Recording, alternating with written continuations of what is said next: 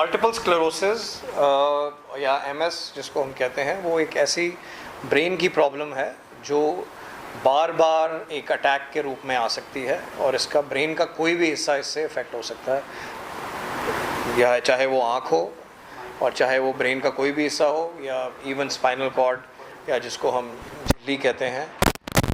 कोई भी हिस्सा ब्रेन का जो कि आपके बॉडी पार्ट हिलाता है वो कभी भी इफ़ेक्ट हो सकता है। वो इसलिए होता है क्योंकि आपका जो बॉडी का इम्यून सिस्टम है वो ऐसे कुछ सेल्स प्रोड्यूस करता है या ऐसा कुछ अटैक करता है कि आपके अपने ब्रेन के सेल्स या ब्रेन का जो कवरिंग होती है जिसको माइलिन कहते हैं उसको डिस्ट्रॉय करता है। तो उसकी वजह से क्या होता है कि ये खासकर यंग इंडिविजुअल्स में जो कि जिनकी उम्र 18 से 35 साल के बीच में है उनमें ज़्यादा पाया जाता है और ज़्यादातर ये फीमेल्स में देखा जाता है। लेडीज़ में ये मेल्स के कंपैरिजन में 2 से 3 टाइम ज़्यादा कॉमन है। तो ये कैसे इसका पता लगे? इसका मोस्ट कॉमन जो इसके सिम्टम्स हैं वो होते हैं या तो आँख का नज़र चले जाना, धुंधलापन आ सकता है आँख का, या फिर बॉडी का कोई भी हिस्सा वीक हो सकता है, या फिर लातें कमज़ोर हो सकती हैं, या आपका जैसे पैरालिसिस कहते हैं। पर ये पैरालिसिस थोड़ा अलग किस्म का होता है कि जब विजन या नज़र कमज़ोर होती है या पैरालिसिस होता है वो हल्का भी हो सकता है और सीवियर भी हो सकता है। पर कई मोस्टली क्या देखा जाता है जो इनमें अपने आप रिकवरी शुरू हो जाती है हफ्ते या 10 दिन में। तो अगर ये मान के चलें कि ये अटैक बार बार हो रहा है तो हमें इसका इलाज क्यों करना है और रिकवर भी कर रहा है, वो इसीलिए क्योंकि ये अटैक बार बार आ सकता है। और अगर ये अटैक बार बार आता रहे तो ये पैरालिसिस या आँखों की नज़र जाना वो परमानेंट हो सकती है और वो फिर रिवर्स नहीं होती है।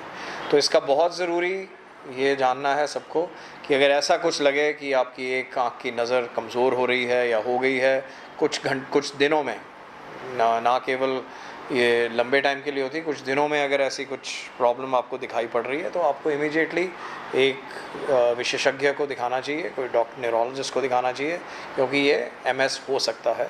और इसका एक ही तरीका है जिससे कि हम इसको डायग्नोज कर सकते हैं, वो है एक ब्रेन का एमआरआई, क्योंकि एमआरआई में ही इसके खास फीचर्स दिखते हैं जिससे कि हमें पता लगता है कि ये मल्टीपल स्क्लेरोसिस है। और इसलिए भी ज़रूरी है क्योंकि अगर हम इसका जल्दी से जल्दी इसको हम पहचान सकें, इसका इलाज जल्दी से जल्दी करना बहुत ही अनिवार्य है, क्योंकि जितनी हम जल्दी इसका इलाज शुरू करते हैं उतना ही ये चांस है कि ये आगे ना बढ़े और अटैक बिल्कुल बंद हो जाए। और यही हमारा एक एम होता है, यही हमारा ऑब्जेक्टिव है, इसको एक डायग्नोसिस का या फिर जल्दी इसको पकड़ने का बीमारी का।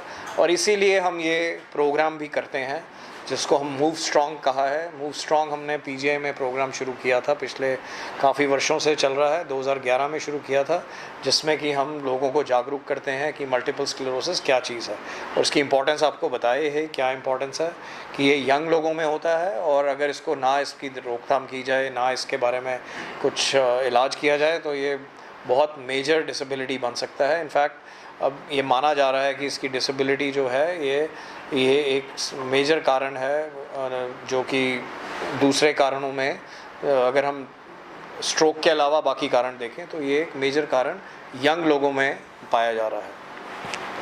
कोई विशेष इसका कारण है कि किस कारण से होता है? इसके कारण देखो अभी तक ऐसा कुछ पता नहीं लगा। जैसे मैंने बताया कि कारण मेन तो यही है कि आपके बॉडी के जो इम्यून सेल्स हैं, जो सेल्स आपको इन्फेक्शन से बचाते हैं, इम्यूनिटी है आपकी, वही कुछ चेंजेस उसमें आ जाते हैं।